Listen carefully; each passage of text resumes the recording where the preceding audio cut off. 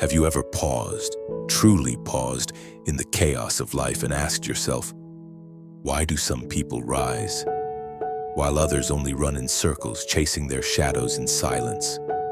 It's not intelligence, it's not luck, it's not where they were born or who their parents were. It's something far more elusive and far more powerful. It's the mind, but not just any mind. A trained, directed, and obsessed mind. A mind that believes in one sacred law. Whatever the mind of man can conceive and believe, it can achieve. That is not poetry, that is a weapon, that is truth. Stripped of comfort and bathed in responsibility. Let me take you back in time. A young man, poor in pocket but rich in purpose, heard a whisper within himself. A calling. Edwin C. Barnes didn't hope to work with Thomas Edison. He didn't fantasize about someday crossing paths. He decided, with all the fire his soul could muster, that he would become Edison's business partner. No resume, no money, just a dream carved into stone by decision. He boarded a freight train, arrived at Edison's office, and said, "I've come to go into business with you." Who does that? A fool? Or someone who knows what they want so clearly that the universe has no choice but to get out of the way? Edison saw something in him, not credentials, but clarity. And clarity, my friend, moves worlds. It took years, it wasn't instant, but Barnes never wavered. He became what he declared. Because in the battlefield of life, it is not the loudest who win, it is the most certain. That story wasn't about luck. It was about desire, the kind that doesn't ask for permission. Hill calls it a burning desire, one that consumes excuses and melts resistance. Desire alone is nothing, but when fused with faith, it becomes a spiritual force. Faith, not religion, not hope, but a deep emotional certainty that what you want is already yours, even if the world has yet to see it.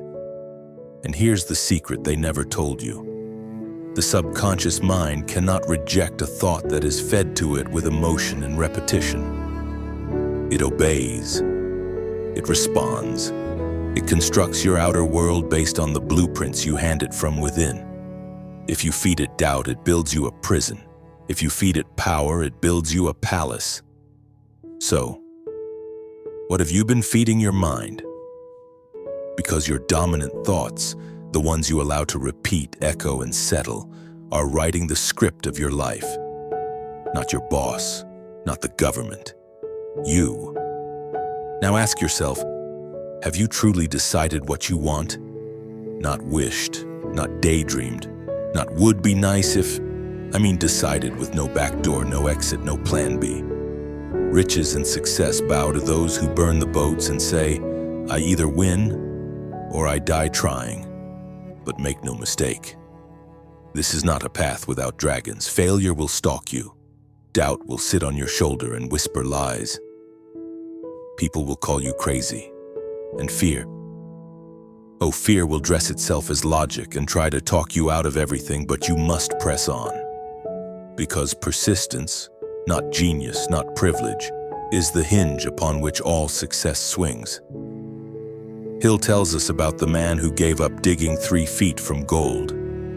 He had the tools, he had the land, but he didn't have the endurance.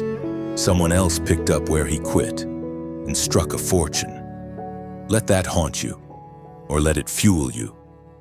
You are not weak, you are not broken. You have power inside of you that generations before you died without unlocking.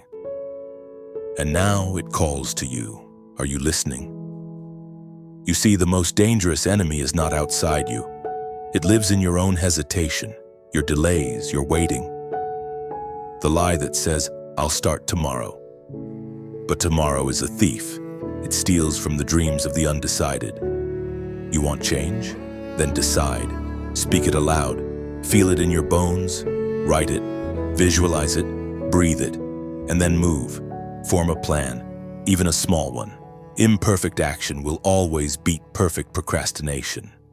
And don't do it alone. Surround yourself with those who believe in growth. Build a mastermind, a community, a circle of minds that feed off each other's energy, vision, and momentum. When aligned minds work toward a shared purpose, their power multiplies. 1 + 1 becomes 11, not 2. And yes, your energy, your sexual drive, your primal force, it too is a weapon. Not something to waste on fleeting pleasures, but something to channel.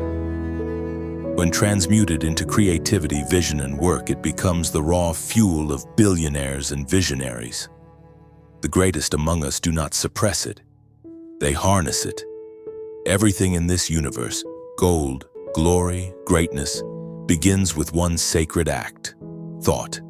A thought is a seed. Water it with belief, feed it with emotion, defend it with action, and watch as reality bends to your will.